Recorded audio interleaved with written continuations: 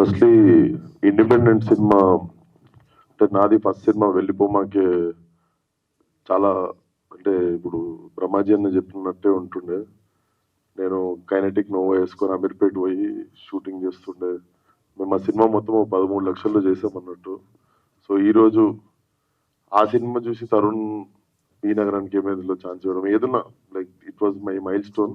And ఒక independent cinema గెలవడం ఎంత ఇంపార్టెంటో చాలా మంది ఆస్పైరింగ్ ఫిల్మ్ మేకర్స్ కి నాకు తెలుసు. సో ఇలాంటి సినిమా గెలిచినప్పుడల్లా చాలా మంది ఫిల్మ్ మేకర్స్ కి మళ్ళీ ధైర్యం వస్తుంది. ఎందుకంటే వచ్చిన ప్రతి సినిమా ఆడటం జరగదు కదా. సో 2 సినిమాలు ఆడకపోయేసరికి చాలా మంది ఒక డిసప్పాయింట్మెంట్ లోకి వెళ్తారు.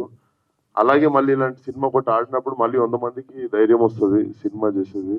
And I feel every one చాలా అన్కండిషనల్ గా స్టోరీని దయాగారు రాసిన స్టోరీని నమ్మి లవ్ చేసి వచ్చి పనిచేసినట్టున్నారు. సో డెఫినెట్లీ నిజాయితీగా తీసిన సినిమా ఎప్పుడు ఓడిపోదు. And I can sense it సినిమా నిజంగా చాలా బాగుండబోతుందని. టీజర్ చూడగానే కూడా I was very much thrilled అన్నట్టు. So all the best to the whole team.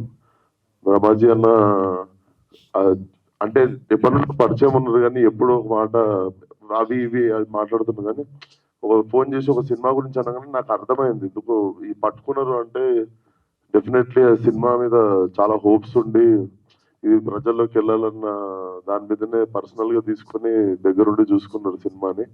So poster మీద ఉన్న ప్రతి ఒక్కరు టీజర్ లో ఆమని గారు, సుధాకర్ గారు అందరూ amazing performance.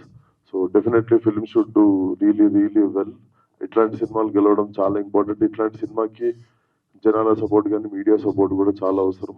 So all the best to the whole team of Babu. Thank you. Thank you విశ్వ గారు, thank you so much. And once again team అందరి వైపు నుంచి థ్యాంక్ యూ సో మచ్.